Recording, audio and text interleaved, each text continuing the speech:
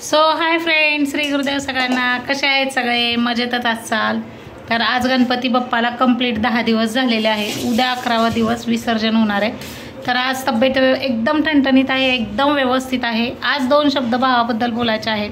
तर पहिले तर माझ्या भावाचा वाढदिवस आहे. त्याला वाढदिवसाच्या लाख लाख लाख लाख शुभेच्छा. आणि असा भाऊ प्रत्येकाला भेटो, कारण त्याच्याबद्दल एवढं गर्व आणि एवढं हे आहे मला की जिथं मला कुठं कमी पडतंय की आता मला वडिलांची माया कमी पडली किंवा मला आता गरज आहे आणि तिथं अचानक हा असा येऊन उभा राहतो की जसं काही देवानीच ह्याला पाठवलेला असतो. असा हा भाऊ प्रत्येकाला भेटू दे. प्रत्येक क्षणी असं झालेलं आहे.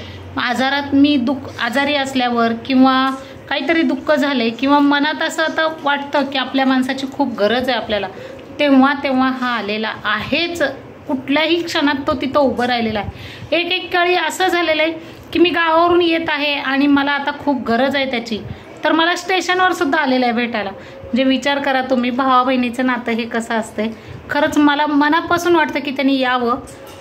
असं मनात असं मी आणलं की तो येतोच आणि काही कुठल्याही कारणानिमित्त तो आलेला असतोच आणि भेटतोच तो.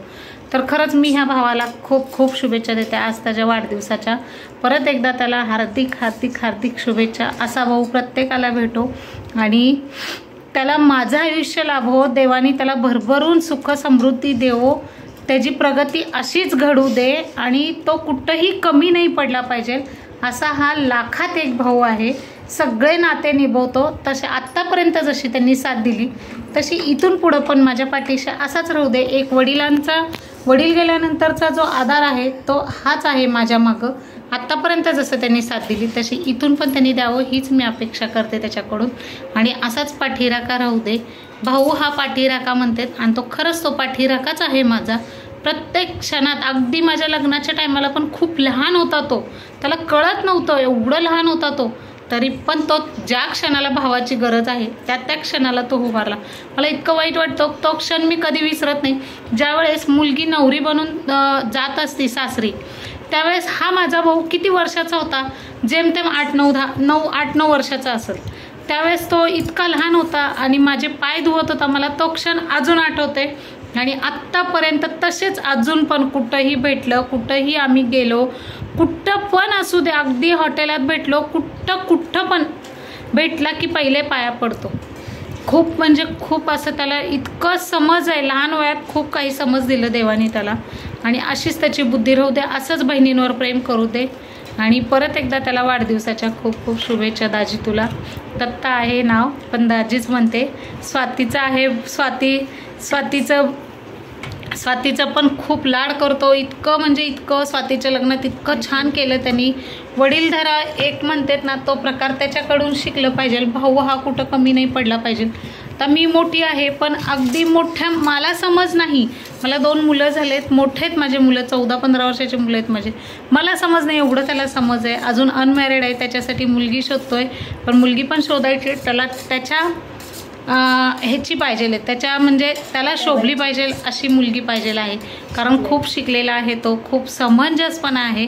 कधीही कुठल्याही गोष्टीचं की कुणी म्हटलं की तू आज सोनी दीदीकडे जाऊ नको म्हटलं तरी तो येऊन मला भेटलेला आहे. प्रत्येक क्षणाला मला त्यांनी खूप छान अशी साथ दिलेली आहे. म्हणूनच कधी देवा आमच्या ह्या बहीण भावाच्या नात्यात कधी दुरावा आणू नको. असाच राहू दे तो पाठीराखा माझ्या. आणि असा जन्मोजन्मी भाऊ भेटू दे. प्रत्येकाला असा भाऊ भेटू दे. कारण कधी कोण पैशानी विकत घेतलं जात नाही. जे नाते जन्मोजन्मी आहेत ते जन्मोजन्मीच निभवले जाते.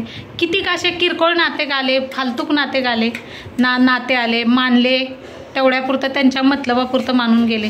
पण माझा दाजी असा नाही आहे आणि असाच तो राहू दे. जसा आत्तापर्यंत होता तसाच राहू दे.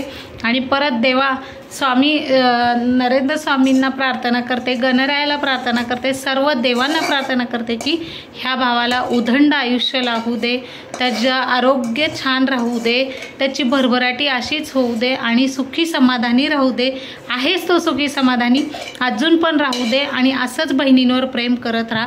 चुलत असू, मावस असू, सख्या असू, सगळ्या बहिणी तुला सेम मानतोयस तू, तसंच मानत राहा.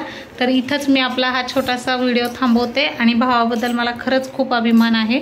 त्याला परत एकदा वाढदिवसाच्या खूप खूप खूप खूप शुभेच्छा दाजी. तर श्री गुरुदेव, बाय बाय सगळ्यांना, भेटू पुढच्या व्हिडिओमध्ये.